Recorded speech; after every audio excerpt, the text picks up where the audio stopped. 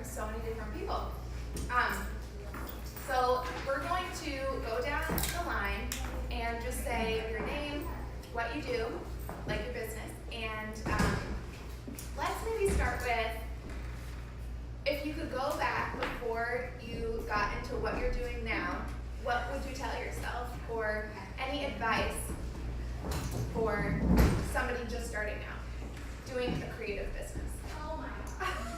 The door keeps flying out. I know. It's so hot when the door opens. You want to start, Cassie? Yeah, no pressure. So I'm Cassidy. I've been here all week. But my business name is Cassidy Carson Photography and so wedding photography. I've been doing that for 7 years, and if I could go back and tell myself something when I first started, it would be to value myself more. It's like when you're starting out, you don't know how to price yourself. So you're just like supply and demand. So it's like, oh, I'll give you this, and you're like, great. So just price yourself what you think you're worth, and then go from there. Like, but never undervalue yourself. Even if you're like, if you want to be a wedding photographer, don't be like, oh, I'll do it for free. Never do anything for free unless you think it's going to benefit you like tenfold, which it hardly ever does. But anyway, and then what was the second part? Well, I can't remember.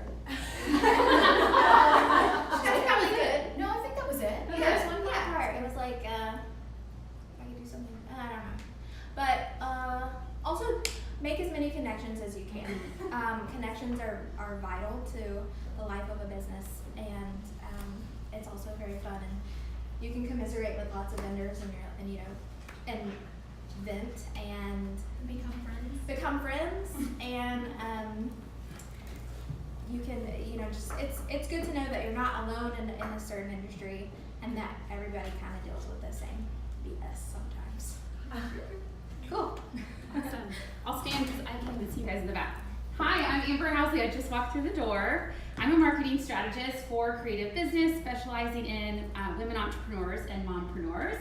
I'm founder of Inspired Retreat, and then I spent the last 2 years as the marketing director at Southern Weddings Magazine and Cultivate What Matters and Laura Casey, if you've ever heard of those brands or programs, and I still consult for them today, so I'm still kind of connected. And then I would say, if I were to go back to, day one, starting my business, I would just be open, tell her, all kinds of ghosts around here. I would just tell her, be open to like the path changing. I was a wedding invitation designer one time, I was a wedding planner, I was a wedding designer, like I've done everything. And I think I resisted a lot of those changes when life changes were happening or different things were calling to me at different times. I really resisted it because I thought I had to stay on like one path and one track. And the more I learned to like let go and just say, hey, like sometimes my vision can change, sometimes my gifts will change, my life is gonna change, and that this business can kind of evolve with it. So that's what I'd say. So I'll go next. My name is Savannah. I work for Kendra Scott. I'm not Kendra Scott. Kendra Scott is a jewelry company. I'm an employee of Kendra Scott. But my title is Community Outreach and Event Manager for the Nashville store. So we have over 80 retail stores, and each store has a store manager and an event manager. And so I'm the event manager for the Nashville store. I'm going to kind of talk on behalf of the brand, and then I guess kind of my role here since I don't obviously own the business. But yeah, I know I've only been working for the company for about 5 months, but I was just at a corporate meeting back in December, and she gets to talk to us a lot, and we get to hear from her. She's a very down-to-earth girl, and was just like one of you guys about 16 years back, and now she owns a billion-dollar business. So she has a lot of stories and these moments that she calls moment of impacts that has made her company what it is today. And one that I can take away from what I've heard from her stories is that she just takes a lot of risks, which is obviously always scary, but and when the market was crashing in 2008, is when she decided to open her retail store, which most people obviously are retracting their business, and she decided to open up a storefront, and that's what made her business grow so much. So she had to make that vital decision and just take that big risk. So I think that risk factor has a lot to do with the success of that long-term business. So Yeah, and if you don't know Kendra Scott's story, you should look it up. It is super inspiring. She started with like $500 in her pocket Yes. and would like go take her jewelry that she handmade around, right? Yeah, so And try it started in Austin, and what her whole story is $500 in a dream, which can relate to obviously anyone. And she was a single mom with a 3-month-old baby, and she started out of the second bedroom of her home. So yes, very inspiring. Oh, and you can tell them about the little discount cards. Oh yes, I put a 15% off discount card on everyone's seats. But yeah, we have an online store too, so if you don't have a store location, then definitely check out online and you guys can use that. So Thank you so much. My first name is Joe Jamie. It's like 2 names put together. Very Southern. I'm the Vice President of Marketing for BBR Music Group, which is part of BMG Music Company here in Nashville. So there's lots of stuff I'm sure we'll talk about throughout the panel, so I can tell you guys kind of some inside info on the music business. But I do think that what I do, even though I'm part of a larger company, how I got to where I am and what I continue to do every day probably really applies to you guys as well. But I think if I started in the business when I was 17 at a radio station, and then moved my way up, moved to Nashville, moved my way up through, and we can tell my story a little later. But I think looking back, I would have told myself maybe to be a little tougher. I'm a really sensitive person. I wouldn't say not to take things personal, because I love that Erin Brockovich line where she's like, not personal, like this is my time, this is my love, my energy, my friends. So I don't think I like putting my personality and my person into what I do, but I think I wish I had maybe toughened up a little bit in the beginning. I think I was a little bit too soft, soft maybe. So I feel like I've grown into kind of just not taking maybe things so personally. So you have to be, especially the music business, is a tough business. I'm Naomi, and I am a event designer and wedding planner. I own at First Blush & Co.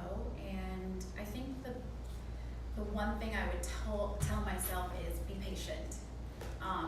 We lack so much patience when we start a new business and we want to go out there and be gangbusters and take over the world. And I think patience, as cliche as it may sound, is a virtue, because in that waiting period you can be developing, learning, and finding out exactly who you are. A lot of wedding planners and designers, when we first start, we take on anything.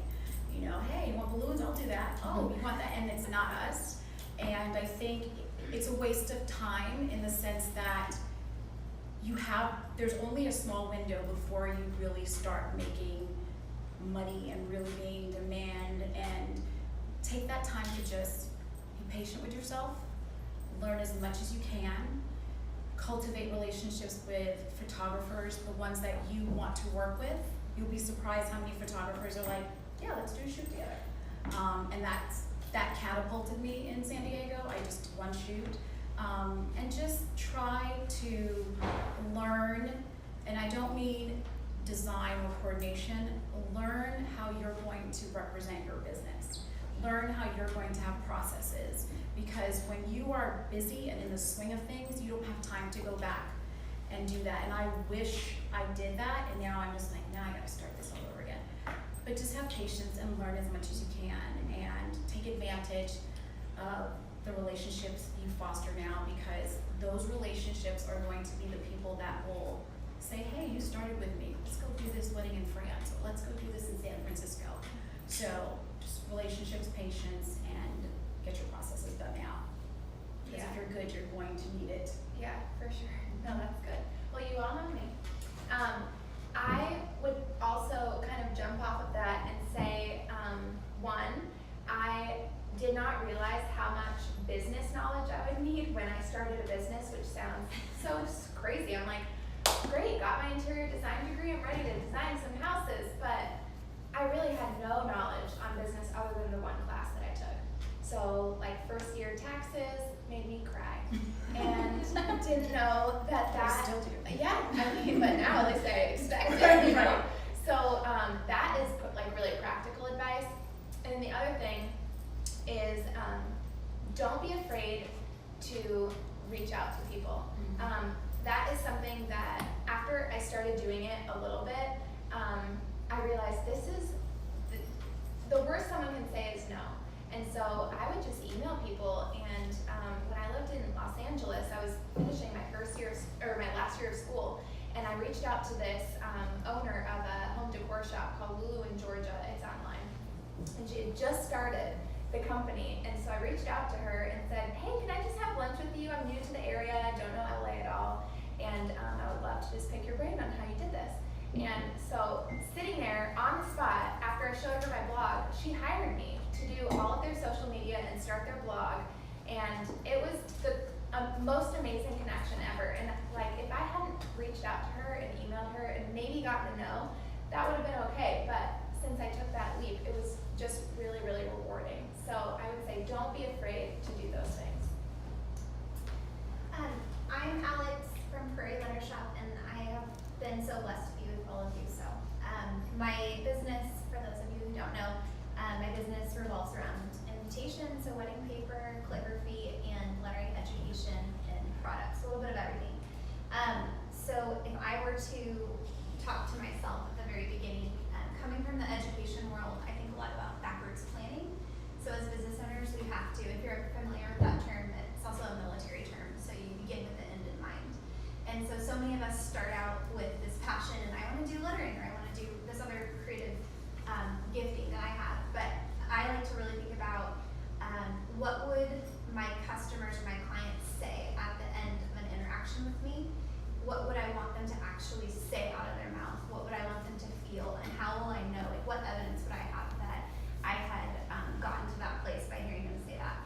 And then if that's what I want to hear, then that's what I have to backwards plan from. So if I want somebody to say that I relieved stress throughout their planning process, what are the tangible things that I can do, the practical things to relieve stress? So then I'm always pining for that feedback that that person has felt relieved of stress. So my practical tip is just to backwards plan from your ideal experience with your client. That's really good. Okay, so bear with me for a second. I'm just going to pass out a few questions. This is for Sam. This is for Joji. A lot of these are on, actually, one second, I'm sorry. Amber, why don't you look through these, because they're all in blogging, and I think you might be able to pull some good stuff. And then these are all on Instagram. Oh, and these are photo for Cassidy. These are all Instagram. And this, I feel, do really well. I'm sure that's happened before. This. Yeah, That. oh yeah, that too. And then we can look through these. Does anyone have, like, you want to start, Cassidy? Because they Yeah, I might can be. start. Do we say who it's from? No. Okay. Don't. Anonymous question. Cassidy did not get the memo. Blow someone's cover. All right. So, first question: what are some ways to take photos of close? I got the gist of this. What are some ways to take close-up photos of someone's face if they're self-conscious about a certain feature? So, when I'm doing that, I always ask, do you have a good side? Do you have a side you prefer someone to shoot you from? And a lot of times, yes. Our model, Laura, today, she was like, I like this side. So I was like, great, well, I'm gonna get you from that side. So always, start with that, and that way you're conscious of that. And of course, when you're backed away, they can turn their head the other way, because you're not gonna be close. But I always ask, because I don't want, when I'm photographing for them. I'm not doing it for me. So I'm wanting to please my client, and if they're not happy with what I'm giving them, it's just, that hurts so bad. So ask, and then, get her to laugh, and just move her around, and, she or he will just be more comfortable with you. Just never be just when you're photographing a person, just never be super still with it. Just kind of have fun. And you'll have a lot to choose from, and it's fun, but that's what I do. So, Oh, thank you. you're welcome. And if I didn't answer that clearly, that person's question or that person can come find me. Tell privately. Oh, go ahead. Just go ahead. Yeah, sorry. We'll just go down Is the it okay list. if I stand since I can't see? Oh, of course. Is that okay? Not make anybody uncomfortable? You do Okay. whatever you want. All right, so there's like 3 combined ones I'm just going to kind of put together. It says, how do you connect your blog to your business to make them cohesive? How long does a blog post need to be?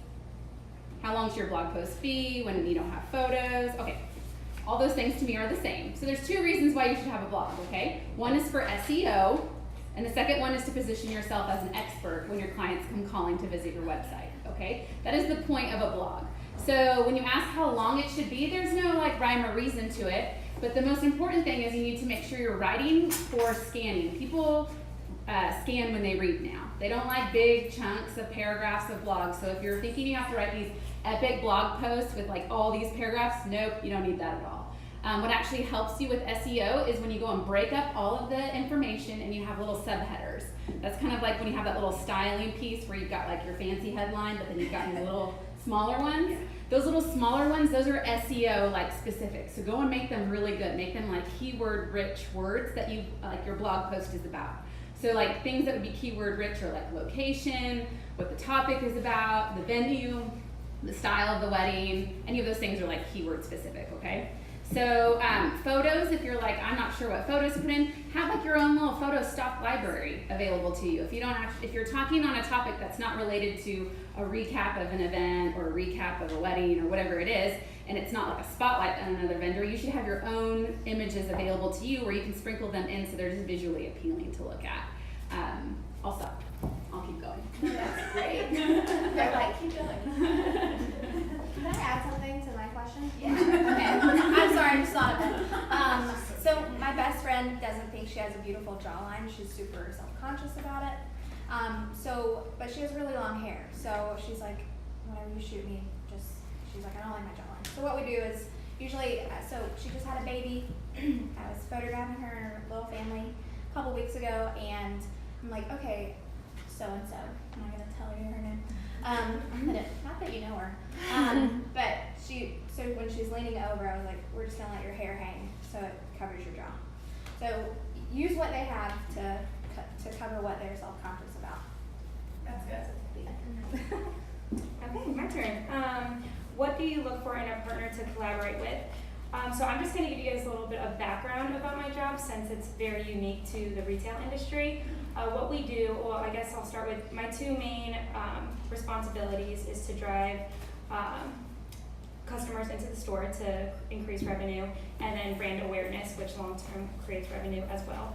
And so at Kendra Scott, we have the event manager role, which plans in-store events and out-store events. And we partner with all types of different market segments. So our main one would probably be nonprofits. So we have the opportunity to give back 20% of our sales through trunk shows and then also in-store events, and we call those Kendra Gives Back events. And so those are, like I said, probably our most popular events. We provide champagne and sweets and make it feel like a girls' night out and really enhance that experience for these guests who will be board members and volunteers and just supporters of the organization. So we really look for different nonprofits, and that can go from, I mean, we have probably over 150 nonprofits that we partner with just in Nashville. Nashville is a very philanthropic place. So we go to nonprofits, and then we also obviously B2B. So we partner with the Marriott all the time for color bar parties, which the color bar is a customizable piece of our store where you can create your own jewelry with different silhouettes and stones that we have. And so we're also in the bridal market. So different bachelorette parties come into Nashville and host a little party at our store, again with champagne and sweets and all that good stuff. So the bridal market, business, B2B businesses, and then nonprofits are probably our top 3, but really my job is to, like I said, bring that brand awareness out into the community and connect with people on a local level. So it's very broad. There's no strategic way to do it or a lot of guidelines. So I really get to just put myself out there and kind of, like Michaela said, my title's literally community outreach. So it's putting yourself out there, and I literally delegate so much time throughout the week to research online and use social media and different platforms to to let people know what we can do and get our name out there. That's great. My first one is you work for a big company, but what advice would you pass down to someone with a small creative business from experience in a large company? So I've been thinking about that, and first of all, just so you guys know a little bit of history about our company. So we started as one record label called Broken Bow Records. We had one guy named Jason Aldean that nobody knew who he was. I've literally slept on airport floors with him. When we played a show one time, brought him to play a show at a private airport in Alabama that a radio station wanted him to play. There was 3 people that showed up. Literally 3 people. And he was like, oh, I'm so embarrassed. Like, I don't know if I can play the show. I'm like, yes, you can. We gotta build this. Like, one by one, we have to build our fans. So we started super, super small, and then we started adding labels. In the meantime, I had left and gone to Big Machine, which was also, we had this little girl named Taylor Swift that nobody knew who she was, and she would get up on stage in big cowboy boots and dresses that were too big and sing her songs. She was authentic. People loved her because she just like spoke from the heart. And then I came back after 6 years. I worked also at Big Machine. I also worked with Florida Georgia Line and Thomas Rhett and Brantley Gilbert and all of these other artists that we built from the ground up. So you see a big business like back where I am. So I went back to, at that point, it was BBR Music Group. So we had added 3 more labels. And then we got bought by BMG, which is a worldwide global music company. But it puts it in perspective, from your guys' perspective, you might see this big company, but really, like, I was there from the ground up in both of those scenarios. So I could speak for hours on how you build that kind of from the ground up, but I think probably 2 of the very most important things from an artist perspective, which I feel like you guys are all artists we all are artists in our own right? But I think 2 things. 1, you work harder than anybody else. You outwork the room. I always tell an artist, if they're not going to work as hard as I'm going to work for them, I've got 19 others that want to work harder. I had an artist complaining one time about getting on a plane. He was mad. It was in the morning, and he was so tired, and throwing around the bins at security, and I went, listen, there are 4 more artists in line to come do what you're doing. If you don't want to go on this flight this morning, you can go home. I'll still have a job. And he was like, sorry, Joe, like, and this guy now has won awards and has several #1s, and so. I'm just kidding. It was, I'm not, I don't know. Yeah, you guys might not know unless you're country fans, his name's Justin Moore. So he's like a brother to me now. Like, when all of his kids, like, they send me pictures, and we've become great friends. But, so outworking everybody in the room. And then for me personally, I always say, in a room of executives, and sometimes I'm like, I can't even believe I get to sit at this table, because for all purposes I'm number 2 or 3 in our company now, but I'm like, I'm not the smartest person in this room by any means, but I'm going to outwork everybody that's sitting here. Like, I will work, I will do whatever it takes. So I think that's the #1 thing. And then going back to the artist, and even going back to me for my own personal brand, is being authentic. So you guys probably hear that a lot, but really putting it into practice. And I think people are afraid to be authentic because they're afraid people aren't going to like what they're putting out into the world. But it has to be who you really are. So if you apply it to an artist or a record label, I think if you look at some of the most, and I can really only speak to country, I haven't worked in the pop world, but if you really look at the artists who are most successful, you look at someone like Jason Aldean. He came out in the very beginning with the cowboy hat, he was singing rock music. People are like, what is this? They don't want anything to do with it. You look at Florida Georgia Line, when they were first in town before they got the record deal, they were country guys wearing high top tennis shoes and rapping in songwriter rounds. Not kidding. Everybody in town was making fun of those guys, but they were authentic. That's who they were. Sam Hunt, when he first came out, was wearing parachute pants and knee-high socks and going to radio stations. Not kidding. This is who he was, though. Miranda Lambert, she gets on stage and she just wants to rock your face off, and she's a badass. And at that time, it was Sweet Carrie Underwood, and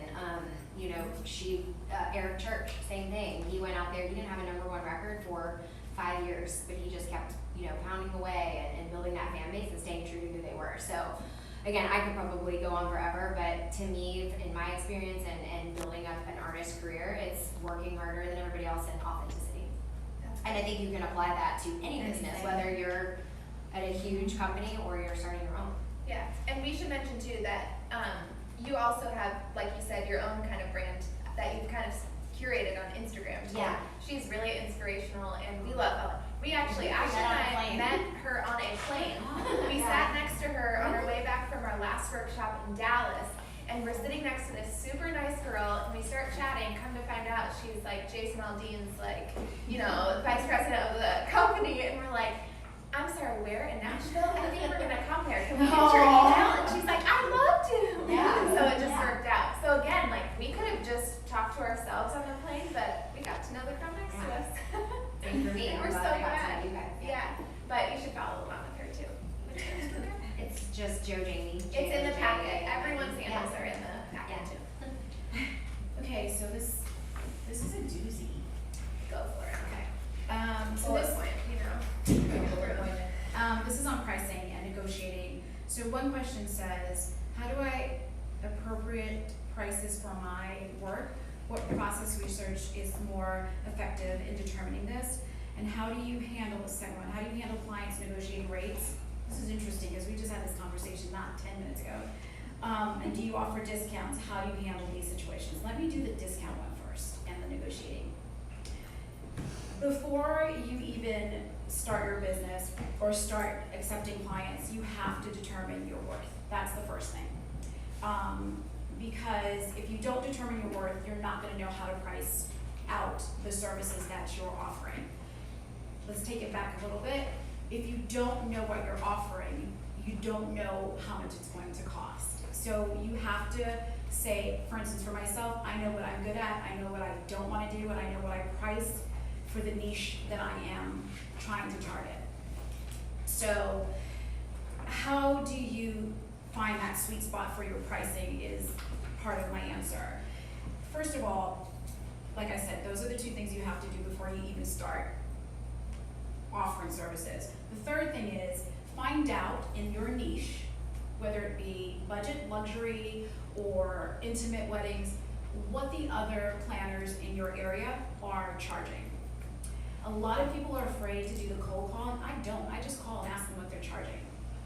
And if they don't tell me, yeah, I just ask them. It's because I think it's such a disservice for us as an industry to not share that information, because when we don't share that information, we are losing business, and I'll tell you why. We were just talking about this, weren't we? We're losing business because you can be as unique as you want to, but pricing has to be specific to your niche. It has to be specific to your level of competency, and that's not derogatory. That means, do you do design? Can you build something out? Or do you rather just stay with coordination? Or would you rather just do month of? So once you know that and you know what everybody else is charging, then you can be competitive. Because if you're guessing pricing, that's not being competitive. You're just pulling out prices out of the air and thinking it's going to work for you. So when it comes to pricing, figure out what you want to do. Figure out what you're good at, because people will pay you for what you're good at. The second part of that is have a set price and stick to it. I can't tell you how many times myself and Cassidy have had this conversation about pricing when we go out to eat or whatever, because it's so tempting to lower your prices when you're not getting the business. And it's such a mistake to do. I mean, the older ones, we could do that because we know we can test the client and see which one will be for that price. And not that you're charging more for people, but you know some clients don't want as much and some clients do. So get a price, stick to it, and when you start to get a little bit more business, you can start raising your prices. Negotiating. I don't negotiate rates with my clients. I think you have to know your worth. If you start negotiating, and especially in this industry where all the 22-year-olds are getting married and they all know each other, if you tell one person, I was at Naomi, she charged me $7,500. Why did she charge me $10,000? You never stick to your pricing. And if a client says to you, well, this person over there said they were $5,000 and you're $6,000, why is that? That's not your client. Or you can tell them.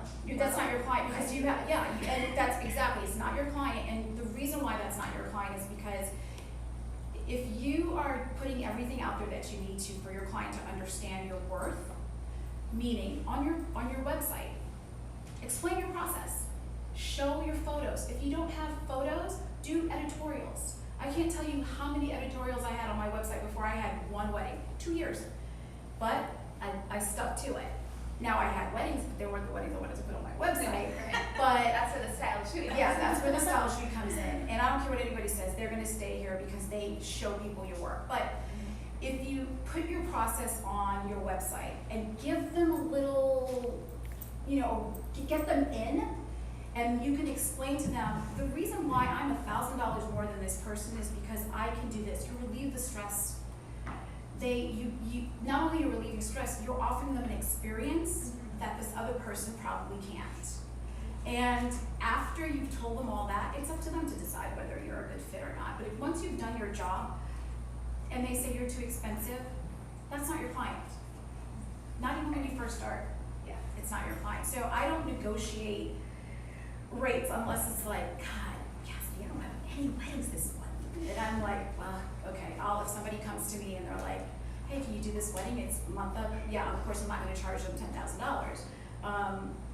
But that's one mistake I made when I started, and I would never, don't lower your rates. Show them why you're that expensive. Because if you go into any store, let's say Target, and you saw a dress and it was $1,000, you know Target did not spend $1,000 to make this dress, right? Because you know that's not. But if you went into Goodman or Nordstrom's, you're gonna know, I know why that is $1,000. I don't even have to look at the name because it's quality. Just prove your worth to them and show them your worth, and then let them decide. I don't agree on negotiating prices. And then it says, how do I set the appropriate prices? Again, do your market research. Find out what your niche is. If you want to be a budget planner, that's fine. You'll probably get more business than we do. But find out what you want to do. Do the market research. Take classes.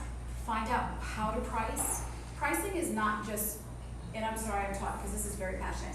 Pricing is just not picking a number and saying, I'm going to charge that. Pricing, it comes to how much do you pay in subscriptions every month for aisle planner? How much do you pay for advertising? What are your marketing materials cost? All those things come into pricing, and when you can make a profit, then you're in business. Other than that, you're just working really hard to get to be there. And that's fine, we all have to do that, but you have to find out what do you need to make at the end of the year to be able to make a profit. So just find out what your niche is, do the market research, do your style shoots, price accordingly, and do not discount, and you'll be fine. She's like, do not discount, writing this down. Don't. Call me if you think you have to discount, I'll tell you It's why. right, shock you out of it. Yeah. No, that's good. And I think that even like undervaluing yourself and pricing yourself too low is actually doing a disservice to the other people in the industry, because then, well, you can probably guess what happens. Well, we're not regulated too, and that's another thing. We're not regulated. So if you are in a niche where, let's say there's 10 wedding planners and you all are doing the same thing, you all are budget, but you all have a different style. You may be more boho, she may be more classic. Get together and talk about pricing. Don't be afraid, because just because you're telling somebody your pricing doesn't mean that their client is your client and vice versa. Right. And if you guys all charge in the same manner, it may not be the same cost, but in the same manner, whether it be percentage, whether it be a flat rate, now they're not going to you for price shopping. They're going to pick you because of the quality of the work that resonates with them. That is a really good point. Okay, switching gears. Can blogging be done via Insta stories? And this is going to be a short answer. I would say no, because to me, the point of blogging is getting people to the main hub, like that airport scenario I was talking about. And we're using Instagram and these other social media forums to get us to the main hub that you have more control over. The reason I blog is to get clients. And so I want to show my expertise. The other thing with Instagram stories is they go away, and you really don't know, like with the algorithm of Instagram, you have no idea if the same amount of people are going to be seeing it today and tomorrow, because it can change. So you have control over your space on your website and your blog. So I would say, no, I wouldn't do that. But great place to show your personality and still do like mini blogs, maybe, like what I was telling you about, a little mini tutorial on how to get pillow inserts in your pillow covers. Those kind of like little snippets. Oh yeah, I do. But they're just like, little random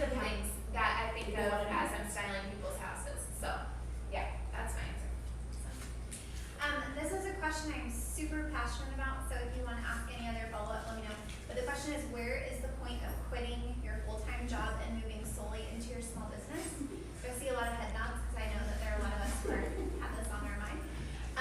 So a couple things. One, I think we do romanticize full-time business a lot, and it can feel like the thing to do, but I just want to encourage everybody that that doesn't have to be the aspiration if you are content in your full-time job. A part-time job or a part-time business can be very fulfilling, and in fact it can be a little bit more fun when you don't have so much pressure to support yourself with your passion. But if you do decide, so that's a caveat,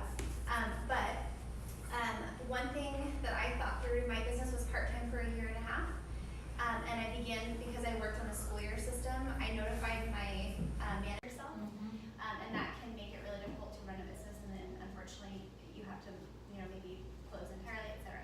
So I recommend working on a system like Dave Ramsey or something else like that, where you're working on making a very concrete budget, saving an emergency fund. With business, things can go wrong. Taxes, you can make mistakes that you don't intend. There's just question marks. So financially preparing a very sizable amount, and then being very concrete about your budget, knowing what your question is. Huh? It's so general. Yeah. I would say it depends on a multitude of things. So I'll just take you through them briefly. First thing would be your style. So if you tend to like a darker, moodier style, I would say shoot on the settings that give you that look. So that would mean a lower ISO or a higher aperture, higher shutter speed. If your style is brighter, I would do higher ISO, lower shutter speed, lower aperture. So depends on your style. And then it also depends on where you're at. So if I were in here, I would shoot higher ISO because I need to allow more light in. And this is just to complement my style. So a little brighter, not as dark. So higher ISO, lower shutter speed, and lower f-stop aperture. Whatever you want to call it. So really it's just, this is such a broad question, but it comes with practice. So once you've been doing it for a long time, you'll just know, okay, well, I'm inside now, I need to change it all. So yesterday when I was back and forth, I was like, I had to do high ISO in here, and then when I went outside, I was like, crap, okay, 400. So it's a lot of back and forth, and there's no like One answer. Yeah, exactly. If Ashley was in here, she would say, give yourself homework assignments and practice. Yeah. Go outside in certain lights and practice that. See what you like. Write down your settings. Do it inside. See what you like. What are your settings? Yeah. And just figure it out that way. Yeah, I just had to teach one of my friends how to use her new camera because she had a baby. She's like, I don't want to just take him on my iPhone. And I was like, well, come over. And I was like, okay, put him by the window. Put him in the hallway. Put him, and then like once she got used to all that, I was like, well, like just test yourself. Okay, what would you use here? And the good thing with digital is you can take as many as you want and figure out what you like best. So practice. Yes. All right, this question is, how many personal posts do you mix in with what you are selling your craft? Sorry, I didn't read that right. If it's like a product. Yeah. I think the best ratio is a 1-to-3 ratio. So for every 3 business posts, you would insert in a personal post of some sort, like more personal of your life, just to make your brand more, three-dimensional. And that's going to help set you apart from your other competitors who are offering the same product, same service, or same niche maybe as you. So, yeah. That's great. Do you want to do a few more? There's Sure. so many blogging. Yes. It might be quick. Okay. How would you start an email following? Do you start with the clients you already have and start promoting it? And then someone said, how often do you send out newsletters so that you capture interest without being annoying? Okay, so the first part is you start with the clients. You start with the clients, but you ask them first. You never put anyone on your email list without getting their permission. It's actually the law. So don't go just grabbing friends and family out of your address book and start putting them in MailChimp or whatever tool you use. That is illegal, and you could get sued for that. So first you go and you ask them. But you have to have a value offering. You have to be giving them something in order to invite them on the list, so you can tell them what they can expect. They're probably gonna hear from you once a month. That's like the minimum, I would say, is you need to at least talk to them once a month so they can, remember that you exist. You wanna offer something of value within it. Maybe there's tips, maybe there's a feature, maybe there's some kind of learning. This is all about, again, positioning yourself as the expert and reminding them that you are available, like of service. And maybe they've already used you in the past, but they've got lots of friends and family that need to know about you and your service, so then they can go ahead and pass you along. Your former clients will want to hear from you for like years and years. They will be on your email list for many years, and they are gonna refer you because it makes them feel really good. It makes them feel like, oh, like if she booked my florist or my wedding planner, like I must be doing something good. So yes, go ahead, send a personal invite them on it. Always, don't ever worry about that. Don't look at unsubscribes. I hear that often from people who do email newsletters. Oh, I always look to see who did it. They didn't care anyway. They were gonna buy from you anyway. Like, get over it. Like, I'd rather have people on my list who wanna hear from me, who wanna buy. I don't want these other people who aren't interested. Right. Okay. But yes, you would go on social media or any other places to go and let people know. When you're about to send out a newsletter, it's good to say like the day before, go out on social media and say, I have a newsletter going out tomorrow. You don't want to miss it. I'm going to be talking about X, Y, and Z, some kind of like sneak peek to get them a taste, and then they'll get them on the list before the next one goes out. That's a really good tip. Yeah. I'm gonna use that. Do you want me to keep going? Or Maybe no? one more. One more, okay. There's so many. How many followers should you have before asking businesses to donate a product? Okay, so as a brand, like as a marketing director, like I get collaboration requests for Laura Casey, Cultivate brand products, whatnot. I do look at the numbers. The numbers are really important. Don't inflate your numbers. I'm a marketing person. I know when like you start to go and grab numbers from other places that don't exist. Don't do that. But I don't always just give product away to the people who have the most numbers. It's not important. Important to me is one, that I know that you're a responsible adult. So when I give the product to you, you're going to get it to the right people, and there's a way I can track it. I can visually see you go and share it with people online. Like I can tell you're a responsible person. That's important. The other part too is that, gosh, why did I just got like sidetracked there for a minute. Ah, I forget what it was. I will think of it in a minute. Sorry. No, that's good. No, I know. That's a really good one. Oh, you were saying it's not about followers, it's about, I think Oh, you're I know, saying it's engagement. Thank you. Gosh, it was. I got stuck on responsible adult. Yeah, no, it is. It's about engagement. You're right. You can have a small following, and I can tell that people like interact with you online. They talk to you. They like your products. They're a right brand alignment too. Mm-hmm. It also is important that your online brand presence is professional as well. If I can tell it's very DIY, it's a little mishappen, it's not very cohesive, and that's not going to be a very good fit for my audience and my brand as well too. Right. And that's like what we were telling you guys. It's really not about your numbers. It's about the engagement and that you're focusing on getting the right people to follow you too. Even not with collaborations, but in everything. So that's great. Okay, mine says, why does Kendra Scott prioritize partnership and community, and what benefits have you seen from that? So I would say that from the very beginning, I told you guys Kendra's story, that this was her call. So our 3 core pillars are family, fashion, and philanthropy, and so I think this ties into the philanthropy pillar, and that has stayed true since the very beginning for her. So when she started out, she said that when people came to her and she had that $500 and her business wasn't taking off yet, but people came to her to ask for donations or they needed something, she would always say yes. So we say, to this day, I tell nonprofits and people who need donation items that we always have something to give, which is always true. And I think she says because she supported the local community supported her. And that's why her company has grown. And that it just goes back to customer service and those connections that we've all been talking about. So. I'm really glad I got this one because I have a personal story, but it says, how do you deal with negative feedback, especially after being vulnerable on social media? So, being in the position I am in the music business, I'm a vice president of marketing. Like that's part of the story. That's why I said that again.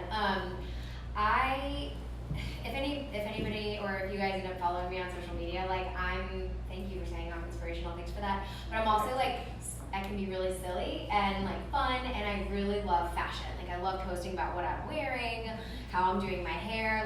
Aside from music, that is stuff I love the most, right? So I feel like that can be portrayed as silly, immature, not cool. especially by my business is very male driven. So we deal with radio stations that have these guys called program directors.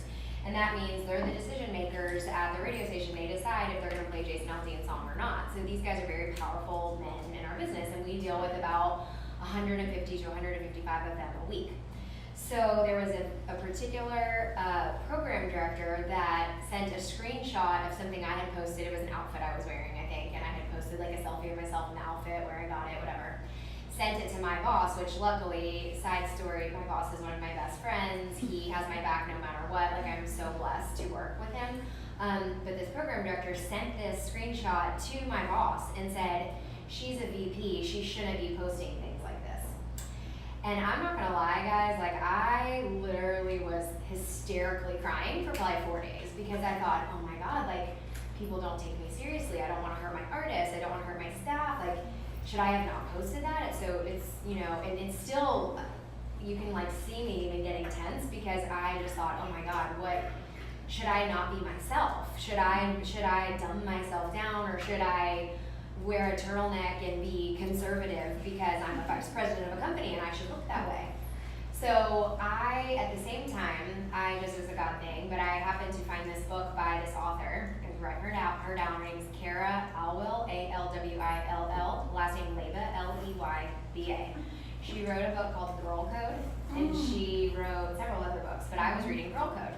And she specifically talked about this, and about how, you know, there's going to be negativity, especially on social media, especially in this day, and to stick to who you are, stick to being authentic. I'll go back to my other answer. But at the time, I thought, you know what, I'm gonna create this other Instagram where I get to post what I'm wearing any day that I want, and talk to that certain group of people. So if that group of girls wanna follow me there, they can, and they can follow me over here. And I actually had those two separate Instagram accounts up until about 6 months ago or so. And I've just grown so much that you know what I thought, and my boss is supporting me, and my whole staff supports me, and I thought, you know what, the reason why I'm really good at my job and why I've been in my business for 20 years is because people like who I am. There might be a girl like you that's like, oh cool, I love that dress, I'm gonna go to Forever 21 and get it, or you know, she went to an 80s party and she's wearing leg warmers, and that's cool because I feel like I can go do that now, and I don't have to be super serious just because I'm a VP. So I decided about 6 months ago to just like get rid of that other account. I posted on my main account and said, hey guys, like this is who I am. I was told at some point that I should be more serious, to be, you know, to be taken more seriously in my business, but this is just who I am. So basically, if you don't like it, I'm, you know, sorry.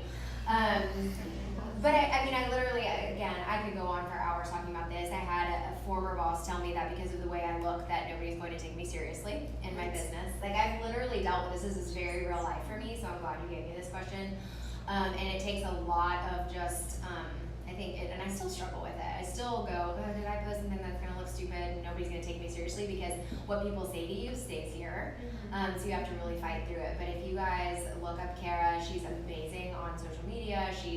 And talking about your fearlessness, I go to New York all the time for work. She's based in New York, and I just emailed her and I was like, hey, you really spoke to me. This is how your story helped me. And now we're like really good friends because I see her every time I go to New York. So I could go on forever, but that's a really personal story of mine. But I'm glad that it happened to me so that I could share it. I've been on several podcasts talking about it, and I just hope that it gives girls and women of our generation and future generations the power to just be who you want to be. If you want to wear a crop top and look awesome at an event, do it. Like, if you're good at your job and you work hard, like, why does that matter what you're wearing or what you look like at an event? So, I love you. So how do you deal with a client whose vision? How do you deal with a client whose vision doesn't fit your brand? This is a really good question. So when I started in 2009, I took any wedding that came my way. It could have been butt ugly. It could have been just something that I was like, orange and red? How? But I realized that at that time, I was just hungry. I just wanted to build my name up and have weddings. And then I realized I didn't like doing my job anymore. And this was full time. I haven't done anything else else for the last almost 10 years except for weddings and events. But then I realized I don't like my job anymore. And I couldn't figure out why I didn't like my job. It was because I was not doing what resonated with me. I was not attracting the clients that I wanted to attract. And honestly, I didn't realize that until I started following people on social media, and I realized I'm following people with very similar styles. All these people that I'm following have similar styles. So, and I'm not following these people with weddings that look like a Skittles truck blew up on their table. You know what I mean? So it's the truth. It's the truth. So when I realized that in 2011, that's when I started attracting the clients that resonate with me, the style. And I always say that I'm an event designer first, and then I'm a coordinator, because to me, I can do coordination in my sleep. Design takes a whole level of dedication to be good at it. It's not just taking colors and putting them together and being like, oh, just like interior design. You have to go to school for that. You know, it's not like you can, it's specific. So I think to answer this question is, if you are vetting your clients well, this won't happen. If you are getting a client that is totally against what you love to do or your style or your brand, you're not vetting them. And your message is not getting out there to them. And that's important. So, just 2 more seconds and I'll let you go. No, that's so, good. I'm agreeing with are you. you Like, okay? that's it. Because I think that's another thing. And it's so funny because when Michaela called me or emailed me, I said, I don't have that much of a big Instagram. I go, Pinterest, hundreds of thousands. Instagram, not so much. And then I realized after you said that, I thought, you know what, I've been thinking about this for a while. The people that are on my Instagram account like my style. They email me, even if they're not clients, they'll DM me. So I think if you're putting out what you like and your brand and you're consistent. Me, I travel, I love to travel. I don't like Skittles truck weddings and things like that. When I put stuff out there, it resonates with the people who I want to attract. And I think that's important for your brand. You have to stick to your brand because it's just like pricing. Sometimes we go, oh, I'm gonna lower my price so I can get clients. I'm just gonna change my style so I can just get these clients. And I think that's important for you to just, this won't happen to you if you're communicating your brand, if you're being consistent, if you're being authentic, which is one of my words for 2018. Because it comes across in everything you do, the way you dress, your Instagram account, what you share on Facebook or any place else. You will definitely not have to deal with a client coming and saying, this is different. And so like something that's really important too is that if you don't want to be doing something that you shot a wedding for a client that you don't like that style, you don't have to share it. Just share what you want to do more of. I have edited my portfolio and my Pinterest down to just the bare bones of what you I like, and so to attract the people, because I was attracting people who wanted Skittle truck weddings, and I didn't like that. Yeah. So when I pared everything down, it worked. Yeah, that's great. That's really good. Okay, we're just gonna do the 2 more questions and then we'll move on. So what is the easiest and most professional way to ask for testimonials? So testimonials are great. You should definitely have them on your website because it's people speaking for you instead of you being like, look how great I am. Other people are saying it.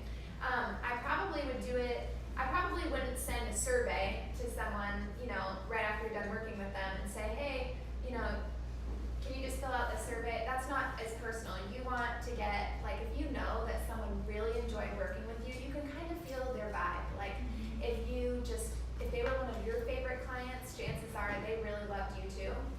And you can say something like, if you really enjoyed working with me, I would love to talk to you about like the experience, and maybe we could share that with on my website or something. And then again, like talking about how to structure your testimonial, it's really great for them. You can even prompt them and say, would you be able to tell me about how you were or life before you worked with me, like your room and how you felt in your home before you worked with me and now after you've worked with me, so that people seeing the testimonial can say, okay, they really did make a difference. And then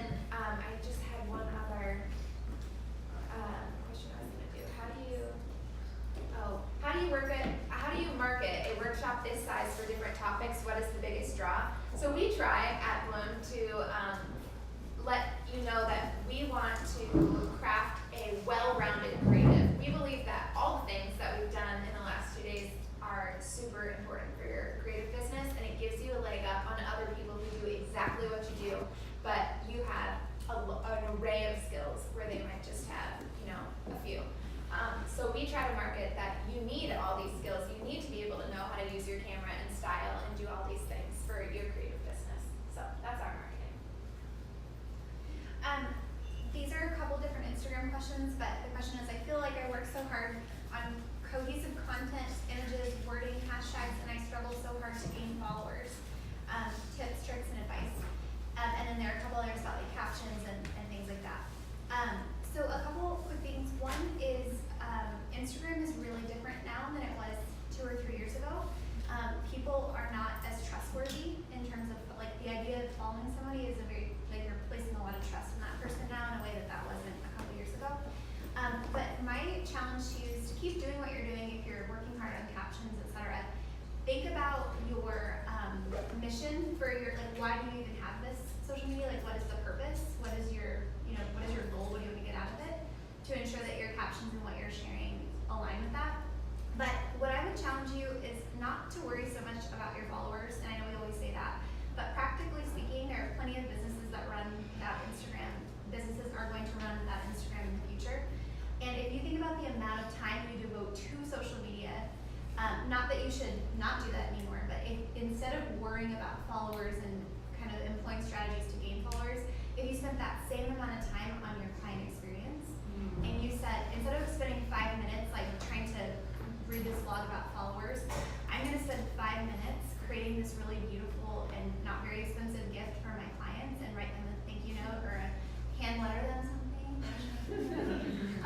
And just really bless them, because at the end of the day, the referrals and the experience that you set forth for your clients is what's going to generate future business for you. And there are some really interesting experiments going on right now. Like Shanna Skidmore did her year off social media and just kind of like testing if she was still profitable and so forth. So there's lots of really edgy and interesting things. It's not the end all be all. Engagement is so much more important, but really the way that you serve people and love on people goes so much farther than a following. Even in the way that you respond to emails, if you're like just answering a question, that is, I always try to like, how are you? Hope you're enjoying this beautiful day, like really put time, not so I'm like chained to the computer, but so that my clients know I really do care about them and I'm not just quick trying to get through And client everything. experience will bring you business. Oh, yeah. It does, because, I mean, if you send out a gift basket, going back to Instagram, and that bride says, wow, Naomi sent me this amazing gift basket, and it was tailored to the things that she learned about us, other brides are gonna see that and like, my planner doesn't. You're like, the extra 1,000. Yep, there goes that extra 1,000. But, Well, she's gonna post about you, no, tag you, and then you're gonna have followers, right? exactly, and I can't tell you how many times, even if it didn't bring business, it brought awareness to my brand. Where I got followers. I can always tell on Instagram when somebody has spoken about my brand or blogged, or not spoken about my brand, but a bride or group has said something about something I did for them, because my following, it's just like that. And it's very important to create that client experience. That's like, you could do a whole workshop on that, on client experience. You should do it. Nah.